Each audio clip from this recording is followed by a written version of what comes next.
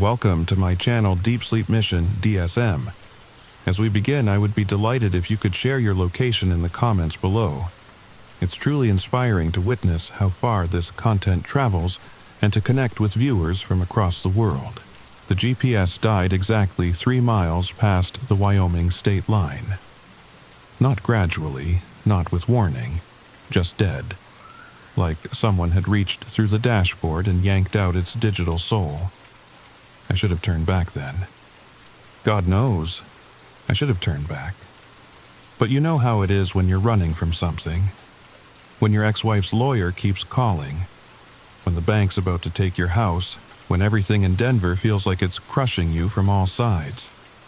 You don't think straight, you just drive. My name's Marcus Reed, and I need to tell you about the 51st state before it's too late. Before more people find it. Before more people disappear into it. Listen carefully, and whatever you do, if you ever see that exit sign, the one that shouldn't exist, keep driving. Promise me you'll keep driving. The story begins now. It started with a Chevrolet Silverado that had seen better days and a coffee that had gone cold somewhere around Fort Collins. I'd been driving for 6 hours straight. Running wasn't the right word for it.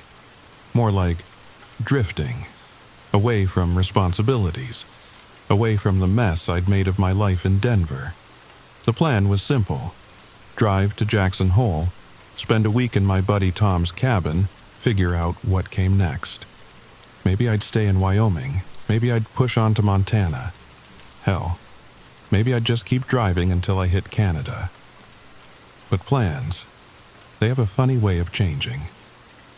The interstate was empty that October evening. Just me, the broken yellow lines, and a sky that couldn't decide if it wanted to be purple or black. My phone had lost signal about an hour back, but that was normal for this stretch of I-80. What wasn't normal was the exit sign. Exit 51, New Providence, 2 miles. I'd driven this route before, many times actually. There was no Exit 51. Exit 50 was Little America. Exit 53 was Church Buttes. There had never been an Exit 51, but there it was. Green and white and official looking as any Department of Transportation sign you'd ever seen. I almost kept driving, almost. But something about that name, New Providence, it pulled at me. Like when you hear a song you can't quite place but know you've heard before. Besides, I needed gas. The needle was hovering just above E, and the next station I knew about was still 40 miles out. The exit ramp curved more than it should have. Not dangerously, just wrong somehow, like whoever designed it had forgotten how physics worked. The Silverado's headlights swept across sagebrush and rock. Then suddenly, lights. New Providence spread out below me like someone had taken a piece of 1950s America and dropped it in the middle of nowhere. Main Street ran straight as an arrow, lined with shops that glowed warm yellow in the growing darkness. A Woolworths. An actual, honest-to-God Woolworths with the original sign. A soda fountain called Mickey's Malt Shop. A Sinclair gas station with the green dinosaur logo I remembered from my grandfather's stories. Every building looked perfect. Not restored, not maintained, just perfect. Like they'd been frozen in time the day they were built. I pulled into the Sinclair station. The pumps were the old style. The kind with the rolling numbers instead of digital displays. But they worked. Credit card reader and everything. Though it looked like someone had grafted modern technology onto something that had no business existing in 2024. That's when I met Earl. "Evening, friend." He appeared from the station office, wiping his hands on a rag that was somehow both dirty and pristine. Earl looked about 60, with the kind of weathered face you only get from decades of desert sun. His uniform was period perfect, right down to the bow tie. Passing through? "Yeah," I said, watching the numbers roll on the pump. "Just need gas. Didn't know there was a town here." Earl's smile flickered, just for a second, like a light bulb about to burn out. "Oh, we've always been here. People just don't always notice the exit." The gas pump clicked off at exactly $40, not $40.01 or $39.99. Exactly $40. "That's convenient," I said. "Everything's convenient in New Providence," Earl replied. His smile was back, full wattage. "You should stay the night. The Americana Motor Lodge has rooms. Clean sheets, cable TV, continental breakfast. Very reasonable rates." I should have said no. Should have gotten back on the interstate and driven until the tank ran dry. Instead, I looked at that perfect Main Street, at the warm lights and the promise of a bed that wasn't my truck seat. And I said yes. The Americana Motor Lodge sat at the corner of Main and Eisenhower Avenue. Its neon sign buzzed and flickered in that comforting way old neon does, pink and turquoise letters spelling out vacancy against the darkening sky. The parking lot was half full, a couple of modern SUVs, a Tesla that looked absurdly out of place, and a handful of cars that could have rolled off assembly lines in Detroit circa 1957. The lobby smelled like lemon pledge and old cigarette smoke, even though there were no smoking signs everywhere. A woman behind the desk looked up from a crossword puzzle. She had that same ageless quality as Earl. Could have been 40, could have been 70. "Welcome to the Americana," her name tag said Betty, in that cheerful 1950s script. "You look like you could use a good night's rest." I did. God, I really did.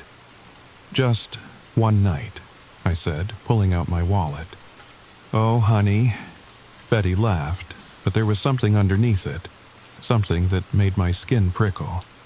"Nobody ever stays just one night in New Providence, but we'll start you with one. Room 237, best view of Main Street." The room was exactly what you'd expect.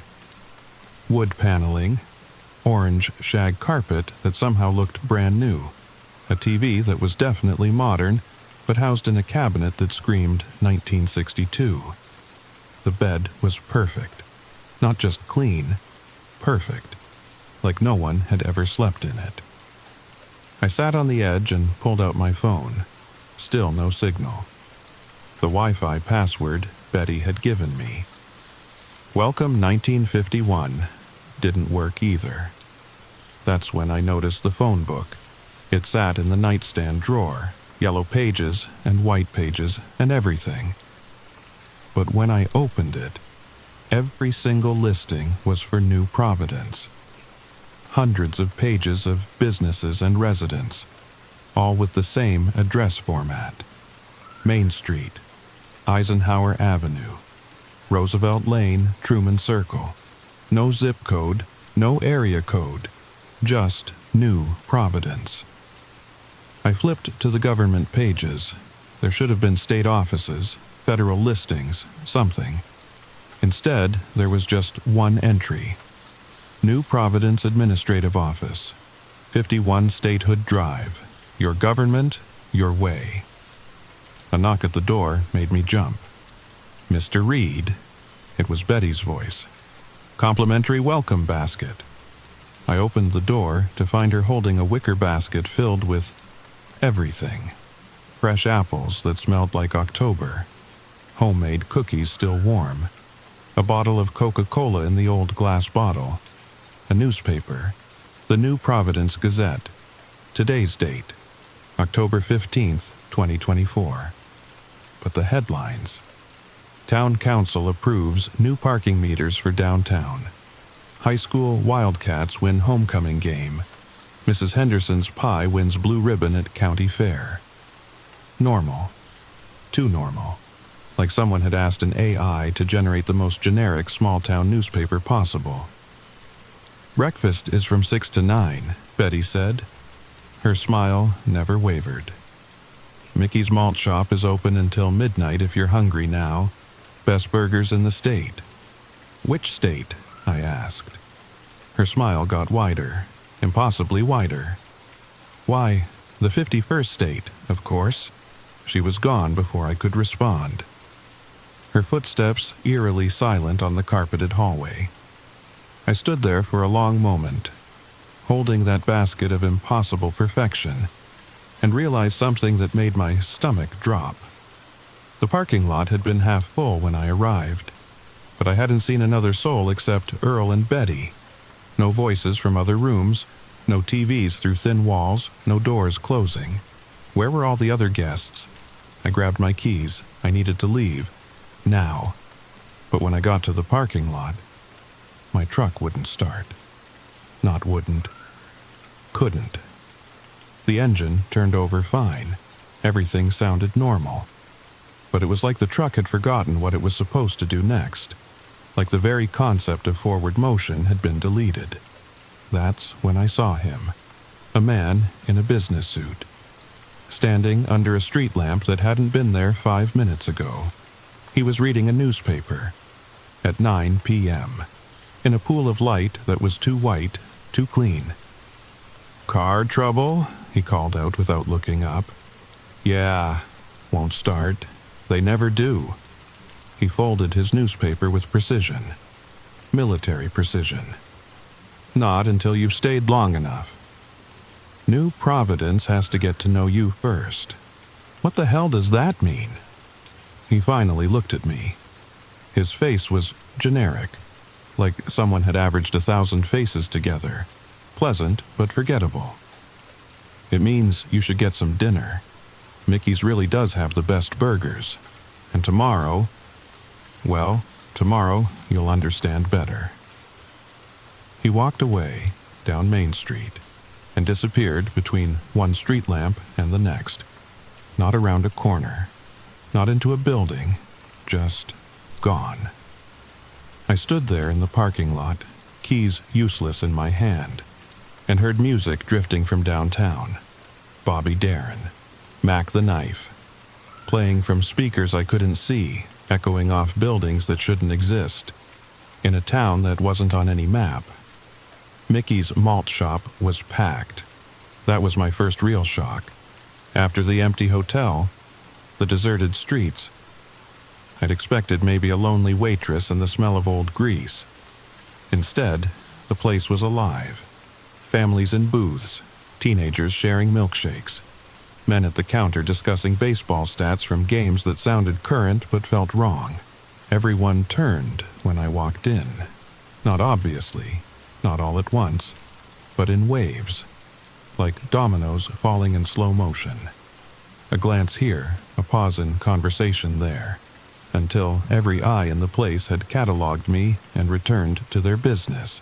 "Sit anywhere, hun." A waitress appeared at my elbow.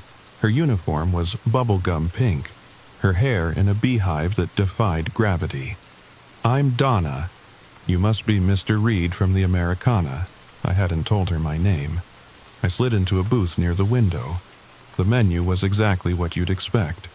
Burgers, fries, shakes, apple pie. Prices from another era. $1.50 for a cheeseburger deluxe. "First time in New Providence?" The voice came from the booth behind me. I turned to see a family of 4. Perfect, absolutely perfect. Father in a cardigan, mother in pearls, 2 kids with those faces you see in old Life magazine ads. "Yeah, just passing through." The father chuckled. "That's what I said. Back in 78. 1978. Oh no." He laughed harder. "Just 78. We don't really do the whole century thing here. Gets confusing after a while." The mother leaned forward, her smile too bright. "You'll love it here." Everyone does, eventually. Their children hadn't moved, hadn't blinked. They sat there, milkshakes in front of them, straws at their lips, frozen like a photograph. "Kids," the father said sharply. Both children animated instantly, slurping their shakes, giggling about nothing. "Don't mind them," the mother said. "They're still learning." "Learning what?" Donna brought my burger without me ordering.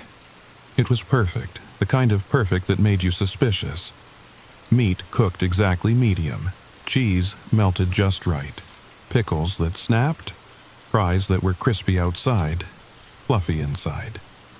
It was the best burger I'd ever had, and that terrified me. "You're thinking too hard." A man slid into the booth across from me, older, wearing a Letterman jacket that looked fresh off the rack.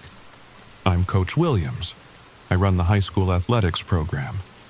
"There's a high school? Of course. Go Wildcats?" He grinned. "We've won homecoming every year since always." "You got kids?" "No, divorced. No kids." "Ah, well, that might change. New Providence is great for families. People tend to settle down here." "Look!" I pushed my plate away. "What is this place? Really?" Coach Williams leaned back. Around us, conversations continued. The jukebox played. Everything was normal, too normal. "You ever hear about the state proposals that didn't make it? Back in the day, there were all sorts of plans. State of Jefferson in Northern California, State of Franklin in Tennessee, State of Sequoia in Oklahoma. Plans that got drawn up, voted on, almost happened. So what happens to an almost? Where does it go when it doesn't quite become real?" He stood up, tossed $1 on the table despite not ordering anything. "Enjoy your burger, Mr. Reed, and don't stay out too late. New Providence has a curfew. Midnight sharp. You don't want to see what happens after midnight." I watched him leave, watched the perfect families eating their perfect dinners, and realized something. Their conversations were loops. The couple in the corner had the same discussion about vacation plans 3 times. The teenagers by the jukebox picked the same songs in the same order. Only I seemed to notice. I left cash on the table, probably too much, and headed for the door. But Donna caught my arm. Her grip was stronger than it should have been. "You forgot your fortune cookie." She pressed it into my hand. Since when did burger joints serve fortune cookies? I didn't open it until I was outside. The fortune was handwritten in ink that looked wet. "The 51st state needs citizens. Congratulations on your pending residency." The street was empty now. Completely. The music had stopped. Every shop was dark except for their windows, which glowed with that same warm yellow light, like stages waiting for actors. I started walking back to the hotel, fast, but the street was longer than it had been. Main Street stretched and stretched. The Americana's sign always the same distance away no matter how fast I moved. That's when I heard it. Footsteps. Not behind me, but inside the empty shops, matching my pace. Shadows moving in those lit windows, keeping time with me. I ran. The footsteps ran too. In every building, on both sides, an entire town running in place, hidden behind walls, tracking my movement. The hotel appeared suddenly, like it had jumped forward to meet me. I crashed through the doors, gasping. Betty looked up from her crossword. "Oh, good. You made it back before curfew.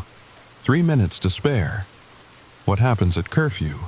She tilted her head, bird-like. "Why would you want to know that, Mr. Reed? Good citizens are always inside by midnight." A clock I hadn't noticed before began to chime, deep, resonant, counting down.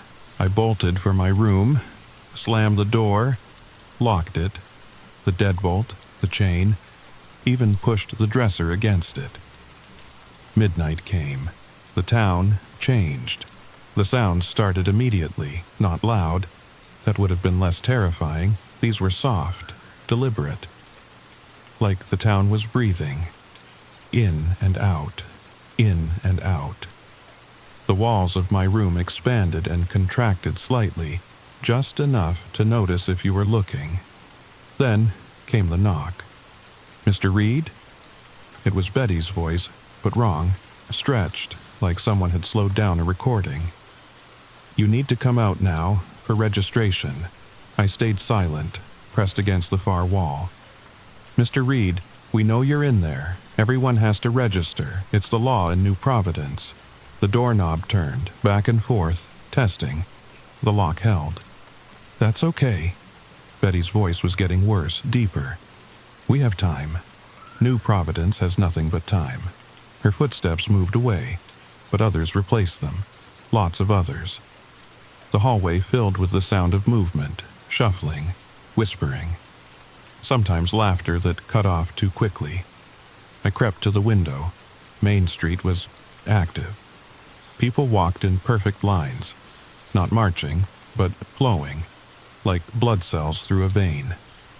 They moved from building to building, disappearing into doorways, emerging from others. The same people, over and over. An endless loop of midnight wandering, and above them, I don't know how to describe it. The sky was wrong. Stars moved in patterns that made my eyes water. Constellations formed and dissolved, and behind it all, something massive. Something that watched. The real New Providence. The thing that wore this town like a mask. My phone buzzed. Once. Impossible, but it buzzed. 1 bar of signal for exactly 1 second. Long enough for a single text to come through. From Tom, my buddy with the cabin. "Where are you, man?" "You were supposed to be here 3 days ago." 3 days? I'd been here for 3 hours, maybe 4. The phone died again. But now I knew. Time worked differently here. How many of those people on the street had stopped for just 1 night? How many had been here for decades, thinking it was days? The breathing got louder. Not just the walls now. The floor, the ceiling. The entire building was inhaling and exhaling, and with each breath, my room got smaller. Not by much. Inches, maybe. But smaller. I grabbed my keys, useless as they were, and opened the window. 2nd floor, maybe a 15-foot drop. The sagebrush below looked soft enough. That's when I saw Earl. He stood in the parking lot looking up at me, but his face was a hole. A perfect circular hole that went straight through his head. Through it, I could see Main Street, people walking, living their loops. "Can't leave that way, friend," he said. The voice came from nowhere and everywhere.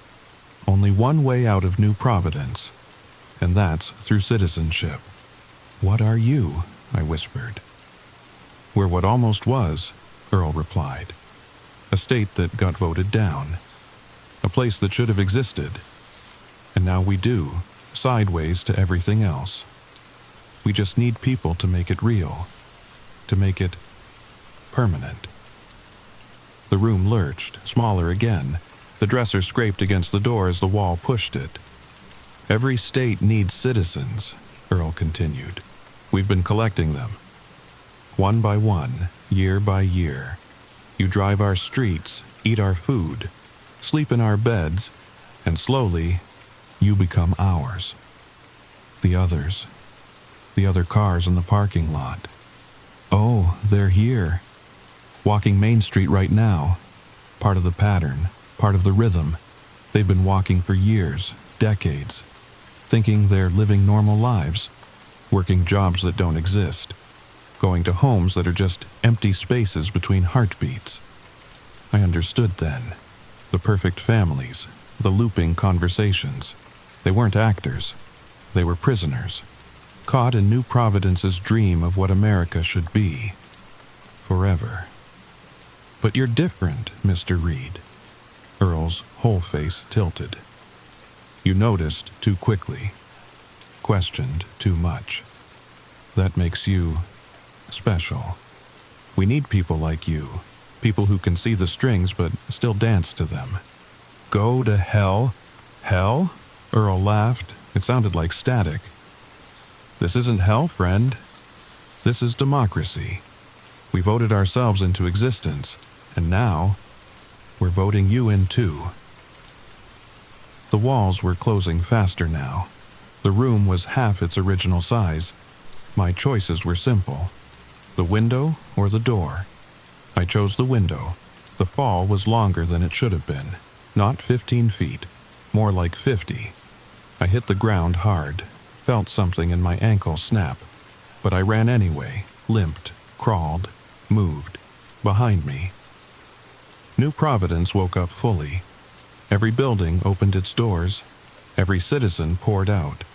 They moved wrong, joints bending in ways that weren't possible. And they all moved toward me, but I had one advantage. I'd kept that fortune cookie, still in my pocket, and on the back of the fortune, barely visible, was something else. Numbers, coordinates, the real exit. It wasn't on Main Street. It was behind the Sinclair station. A gap between two buildings that shouldn't have been there. A crack in New Providence's perfect facade, and then I was on the interstate. Somehow. My truck parked on the shoulder, engine running. The clock on the dashboard said 3 minutes had passed since I'd taken the exit. In my rearview mirror, nothing. No exit, no sign, no town. But my ankle was still broken, and in my pocket, that fortune cookie fortune. Proof that it happened.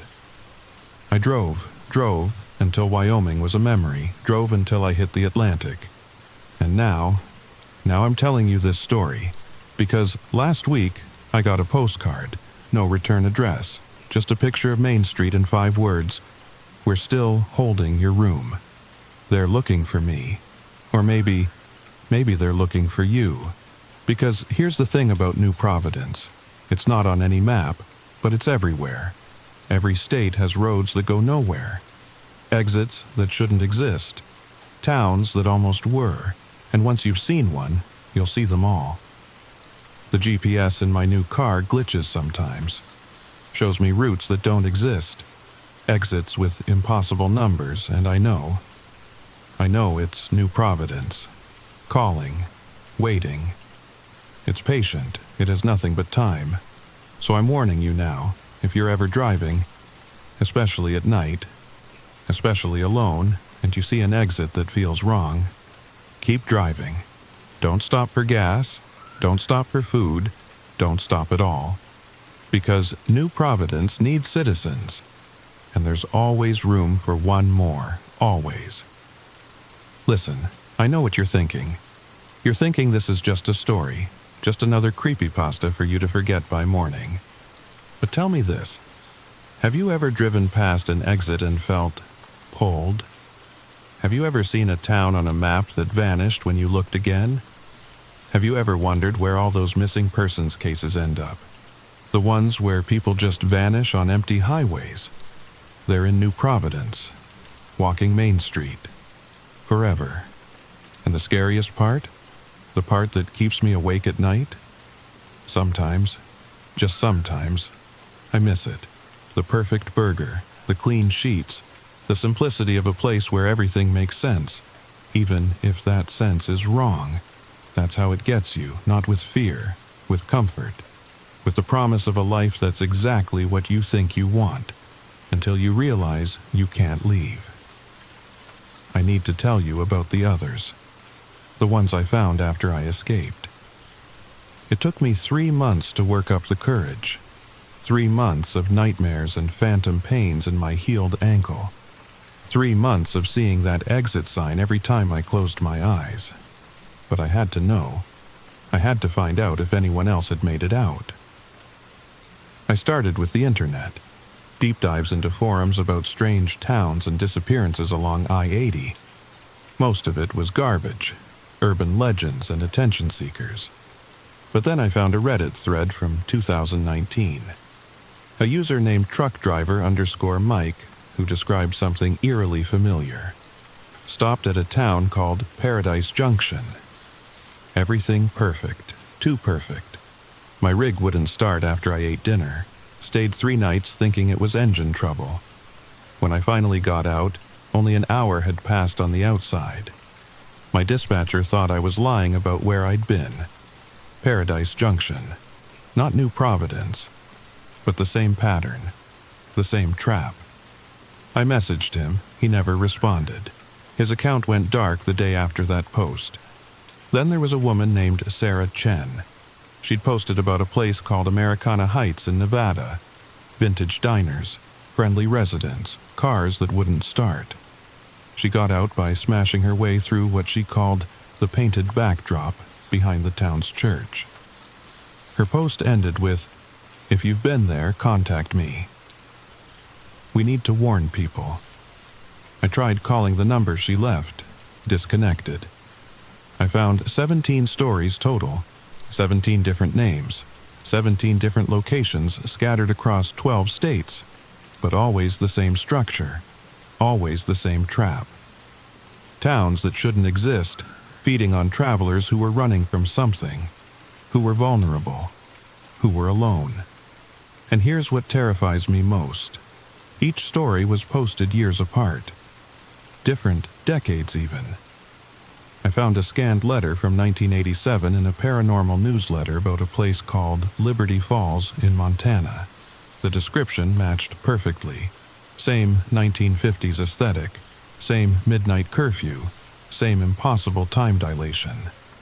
This thing, whatever New Providence really is, it's been hunting for decades. Maybe longer.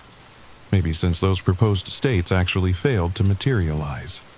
Since dreams of statehood died in committee rooms and ballot boxes. And it's getting better at it. The 1987 letter writer said he escaped after 2 weeks of captivity. Mike the trucker said 3 days became an hour. For me, 3 hours became 3 days. The ratio is changing. Time is compressing faster. Which means New Providence is getting stronger, more real, more permanent. I tried going to the authorities, filed reports in 3 different states. They smiled politely and suggested I see a therapist. I showed them my ankle x-rays, proof that I'd injured myself somewhere during those missing 3 minutes. They suggested I'd been in an accident I didn't remember, trauma-induced amnesia, but I know what happened. And so do the others who escaped. We're out here, scattered, broken, trying to warn anyone who'll listen. Last month I got an email from someone who'd read one of my forum posts. Her name was Jennifer. She'd been to a place called Eisenhower Springs in Utah, escaped by following coordinates on a matchbook she'd pocketed from the motel. We talked for hours, compared notes, cried together over video chat. She died 2 weeks later. Car accident on an empty stretch of highway. Police said she swerved to avoid an animal. But I know better. I know what really happened. New Providence came for her. And it's coming for the rest of us.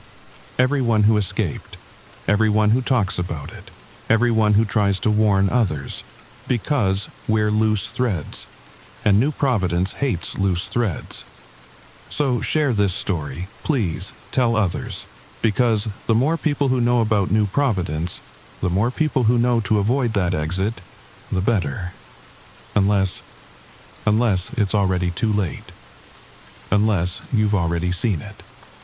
That exit sign in your periphery, that town that shouldn't exist.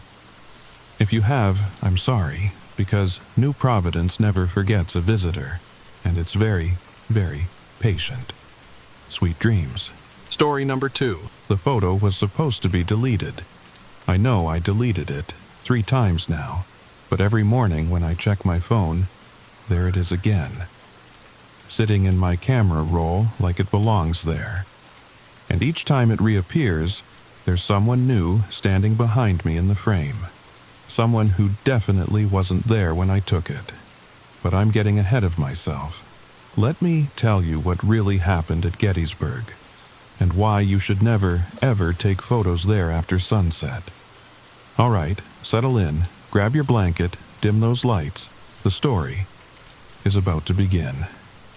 My name's Rachel, and I was a travel blogger. The kind who specialized in historical sites across America. You know the type, always hunting for that perfect Instagram shot at dawn, writing captions about feeling the weight of history, while sipping overpriced coffee from whatever local shop had the best Wi-Fi. Last October, I got an assignment from Travel Lux magazine. They wanted a feature on Gettysburg for their Veterans Day issue. Make it atmospheric, my editor Sarah had said over the phone. You know, moody autumn vibes, misty mornings, that whole thing. But keep it respectful. I'd been to Gettysburg twice before, both times as a kid on school trips. All I remembered was being bored out of my mind while our teacher droned on about battle positions and casualty numbers. This time would be different, though. This time I had my new camera, a Canon R5 that had cost me 3 months of rent, and I was determined to capture something special. I arrived on a Tuesday afternoon in mid-October. The town was quieter than I expected. Most of the summer tourists had gone home, leaving just a handful of history buffs and ghost tour groups wandering the streets. Perfect for photography, I thought. No crowds to work around. My bed and breakfast was this quaint Victorian place called the Dobbin House, supposedly one of the oldest buildings in town. The owner, Mrs. Henley, was exactly what you'd expect. Silver-haired, soft-spoken, with reading glasses hanging from a beaded chain around her neck. "First time staying with us, dear?" she asked while checking me in. "Yes, ma'am. I'm here for work, actually, photographing the battlefield for a magazine piece." Her fingers paused on the keyboard, just for a second. Then she smiled, but it didn't quite reach her eyes. "How wonderful. Just be careful out there after dark, won't you? The park closes at sunset for a reason." I laughed it off. "Let me guess. Ghost stories to sell more tour tickets." She didn't laugh back. "Something like that, dear. Breakfast is at 7. You'll find your room at the top of the stairs, 3rd door on the left." The room was cozy enough. 4-poster bed, antique dresser, those doily things on every surface that grandmothers seem to generate spontaneously. But there was something else, too. On the nightstand, tucked under the lamp, was a small card, handwritten in careful cursive. "Welcome to Gettysburg. Please remember, the dead deserve their privacy. Management." Weird way to phrase it, I thought. But small towns, right? They all have their quirks. That first evening, I decided to scout locations for the next morning's shoot. The sun was setting as I drove out to the battlefield, painting everything in this gorgeous golden light. I pulled over near Devil's Den, those massive boulders where Confederate sharpshooters had hidden during the battle. The place was completely deserted. Just me, my camera, and about 1,000 monuments stretching out across the fields. The light was too good to pass up. I grabbed my gear and started shooting, trying different angles, different compositions. The shadows were getting longer, deeper, perfect for the moody shots Sarah wanted. I was lying on my stomach, trying to get this low-angle shot of a memorial when I heard it. Footsteps. Slow, measured. Like someone walking through tall grass. I looked up, expecting to see another photographer or maybe a park ranger telling me to leave. Nobody there. The field stretched out empty in the dying light. Must have been the wind, I told myself. But wind doesn't sound like footsteps. And there wasn't any wind. I stood up, brushing dirt off my jeans when my phone buzzed. A text from an unknown number. "You shouldn't be here after dark." I looked around again. Still nobody. Probably just some local teenager trying to spook the tourist. I typed back, "Who is this?" No response. The sun was almost gone now, just a sliver of orange on the horizon. Time to go anyway. I snapped one last photo, a wide shot of the field with those long shadows stretching across it, and headed back to my car. That's when I noticed them. Other cars in the parking area. 3 of them, all empty. They hadn't been there when I arrived, I was sure of it. And I hadn't seen anyone else out here. I drove back to the B&B faster than I should have, telling myself I was just hungry, not spooked. Mrs. Henley was in the parlor, working on some needlepoint by the fireplace. "Have a good evening, dear," she asked without looking up. Yeah, got some great shots. Hey, quick question. Do people often visit the battlefield after hours? I saw some cars, but no people. She looked up then, and something in her expression made my skin prickle. Some folks never leave, dear. Best not to think about it too much. Would you like some chamomile tea? Helps with sleep. That night, I dreamed about footsteps. Hundreds of them, thousands, marching in formation across wooden floors that creaked and groaned under their weight. When I woke up at 3 a.m., the house was silent except for the ticking of an old clock somewhere down the hall. I grabbed my phone to check the time and decided to review the photos I'd taken earlier. Most were exactly what I expected: moody, atmospheric, perfect for the article. But that last one, the wide shot of the field, something was off. I zoomed in. There, in the middle distance where the shadows were deepest, were shapes. Human shapes. Standing in formation, at least a dozen of them, maybe more, but that was impossible. The field had been empty. I convinced myself it was just a trick of the light. Shadows from the monuments, maybe. But monuments don't stand in military formation, and they definitely don't hold what looked like rifles. The next morning at breakfast, I was the only guest in the dining room. Mrs. Henley brought out plates of eggs and bacon, toast, and jam. Comfort food. She poured coffee without asking if I wanted any. Seemed to know I needed it. "Sleep well?" she asked. "Strange dreams," I admitted. "Hey, can I ask you something?" "About the battlefield?" She sat down across from me, something about her manner suggesting she'd been expecting this conversation. "You took pictures yesterday evening, didn't you?" I nodded. "Did you see anything unusual when you looked at them?" I showed her the photo on my phone.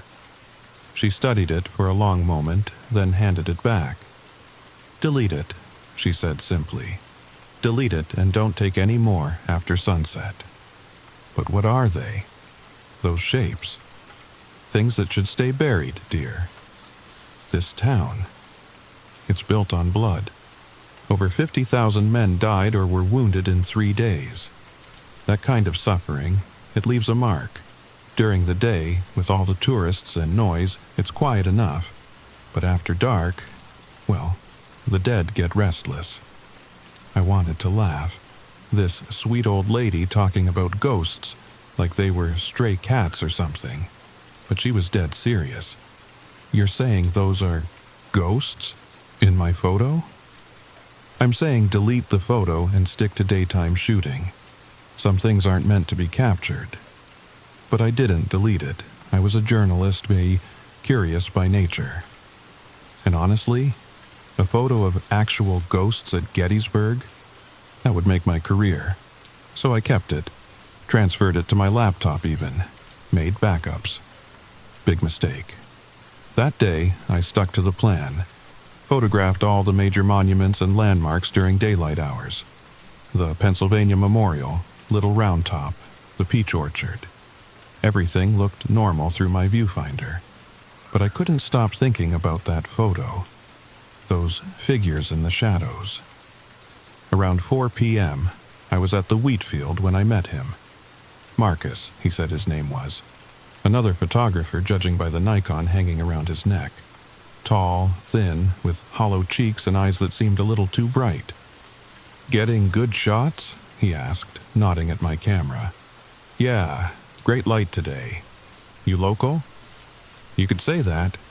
Been photographing this place for years. Always find something new." He paused, studying me. "You were out here last night, weren't you?"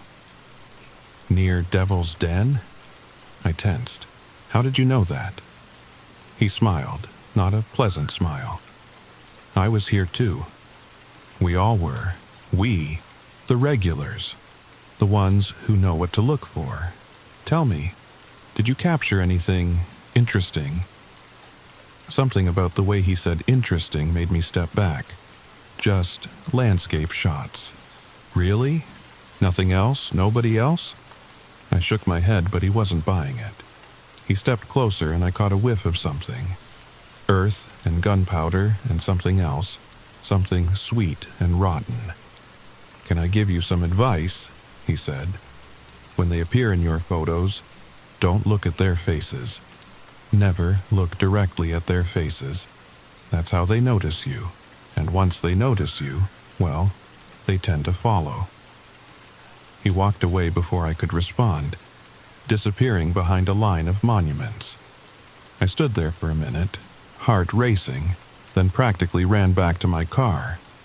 That evening, I stayed in my room, ordered pizza, worked on my article, tried to pretend everything was normal, but I kept going back to that photo. And Marcus was right. I hadn't looked at their faces, not closely, so I zoomed in. I shouldn't have. God, I really shouldn't have. They weren't just shapes or shadows. They were men. Soldiers in Civil War uniforms. Some Union, some Confederate. Their faces were wrong. Gray, hollow, with dark pits where eyes should be. But the worst part? One of them, in the back row, was looking directly at the camera, directly at me. I deleted the photo immediately, emptied the trash on my laptop, removed it from my phone, my cloud storage, everywhere. My hands were shaking so badly I could barely type. That's when I heard it, that same sound from the night before. Footsteps, but this time they were in the hallway outside my room. Slow, deliberate, with the distinct jangle of equipment, like someone wearing a military kit.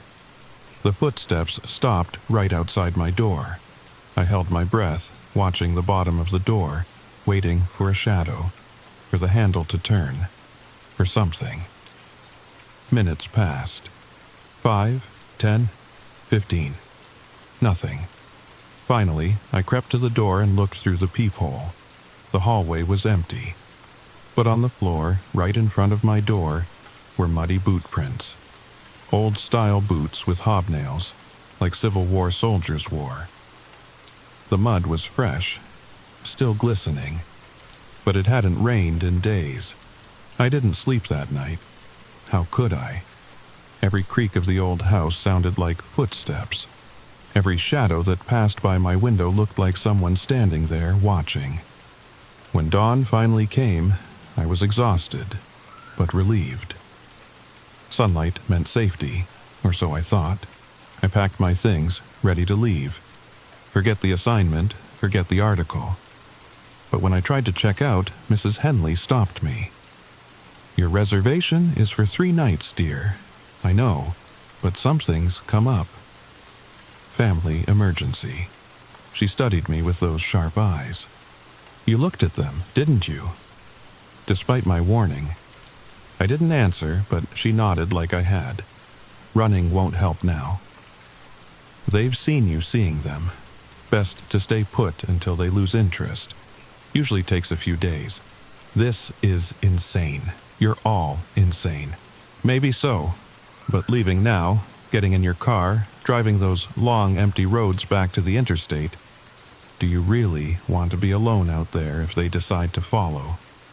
Her words hit harder than they should have, because deep down I knew she was right. Something had changed when I looked at that photo. I could feel it, like static in the air before a storm. So I stayed. That day I tried to work, tried to focus on my article, edit the normal photos I'd taken, but when I opened my photo files, my blood went cold. The deleted photo was back. Not just back. It was in every folder, dozens of copies, hundreds. And in each one, that soldier who'd been looking at the camera, he was closer, like he'd stepped forward through the ranks, pushing past the others. I selected all the files, deleted them again. They came back within seconds. My phone buzzed. That unknown number again. "You can't unsee us." Then another, "We remember you," and another, "Tonight." I threw my phone across the room. It hit the wall and fell silent, but I could still feel it. That presence, that weight of being watched. The air in the room felt thick, hard to breathe. I needed help, real help. I found Marcus at the same spot in the wheat field. He was photographing nothing, just holding his camera up to empty space, clicking away. When he saw me, he smiled that unsettling smile. They're following you now, aren't they? How do I make it stop? You don't. You can't unring a bell, can't unsee what you've seen. But, he paused, considering. There might be a way to redirect their attention. How? Take another photo. Tonight, at the exact spot where you took the first one. But this time, don't run. Stay until they're all in frame. Let them see you properly. Show them you're not afraid. That's insane, is it? You've already got one foot in their world. Might as well introduce yourself properly. Otherwise, they'll just keep getting closer. Keep appearing in every photo you take for the rest of your life. Trust me, I know. He held up his camera, showed me the LCD screen. It was a photo of himself, standing right where we were now.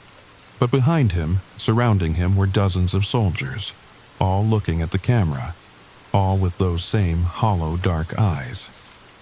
I've been photographing them for 7 years, he said, ever since I accidentally captured them during a school project. Now, they're in every photo I take. My family pictures, my wedding photos, selfies with friends. Always there, always watching. But at least they keep their distance now. We have an understanding. You're telling me I have to live with this? Forever? Or you can do what the others did. Others? He pulled out his phone, showed me a news article. Local photographer found dead at Gettysburg. Then another, and another. Different years, different names, but always the same story. Found at dawn on the battlefield, no signs of violence. Cameras missing. Those who run, who try to escape, they don't make it far. The dead don't like being ignored. I felt sick. This couldn't be happening. But the photos on my laptop, the footsteps, the boot prints, it was all too real to deny. Fine, I heard myself say. Tonight, I'll do it. Marcus nodded.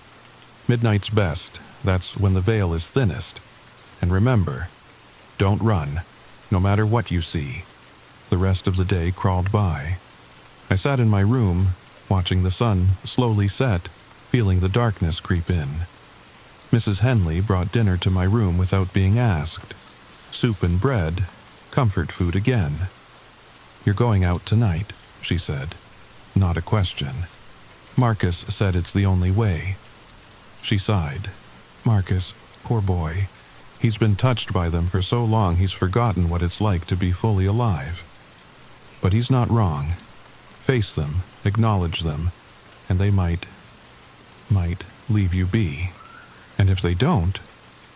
She patted my hand. Her skin was cold, papery. Then at least you tried, dear. At 11:45, I drove to Devil's Den. The parking area was empty this time. No mysterious cars. Just me and the darkness. I grabbed my camera and walked to the exact spot where I'd taken that first photo. The one that started all this. The field was silent. No wind, no insects, nothing. Like the world was holding its breath. Midnight came. At first, nothing happened. Then, a sound. Distant drums. The slow, steady beat of a military march. Getting closer. They appeared gradually, like fog condensing into human shapes. First 1, then 5, then dozens. Soldiers from both sides, Union and Confederate, standing together in the field. Their uniforms were torn, blood-stained. Some were missing limbs. One had half his face gone, just a dark void where his jaw should be. But they all had those eyes, those dark, empty pits that seemed to pull light from the air around them. I raised my camera with shaking hands. Through the viewfinder they looked almost normal, almost alive. Click. I took the photo.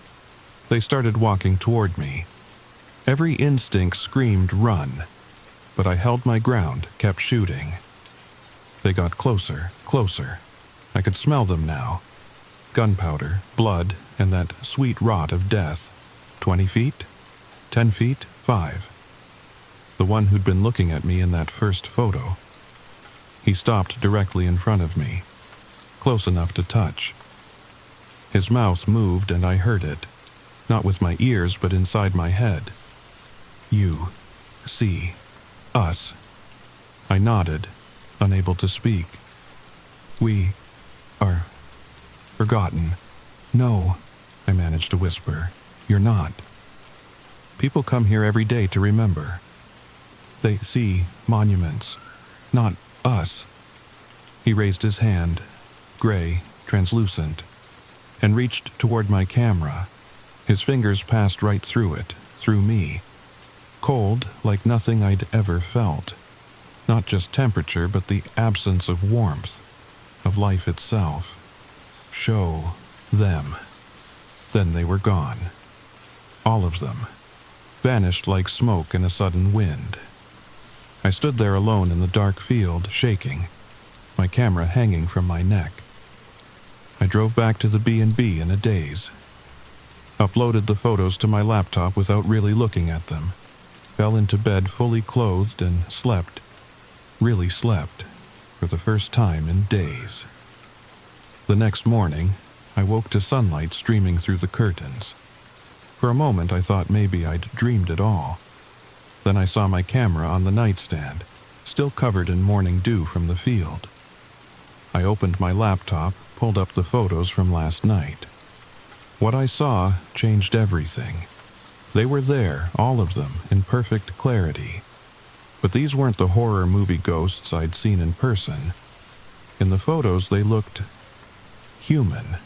Young men, really. Most couldn't have been older than 20. Their faces showed not menace, but sadness, exhaustion, pain that had lasted 160 years. And in the last photo, the one where that soldier had reached toward my camera, there was something else. Words appearing in the mist around them like they'd been written in the air. Tell our story. We were brothers, sons, fathers. We died afraid and far from home. Remember us not as ghost stories, but as people. Please. I sat there staring at that screen for the longest time. Then I started writing. Not the article Sarah wanted. Not the atmospheric travel piece about autumn in Gettysburg. I wrote about them. The men in my photos. I researched every monument I'd photographed, found names, regiment histories, personal letters when they existed. That soldier who'd reached out to me? Private James Sullivan, 19, from Philadelphia. Died on the second day of battle. His last letter home talked about missing his sister's birthday. I submitted the article with the photos, all of them. Sarah called within an hour. Rachel, what is this? These photos, they're real. They're all real. But how? This is incredible. Front page material. Hell, this is book material. The article ran 2 weeks later. It went viral within hours. Not because of the ghost photos, though those got attention, but because of the stories.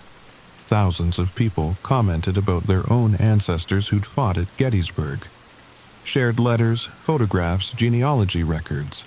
The soldiers started appearing to other people too. Not as terrors in the night, but as glimpses in their vacation photos.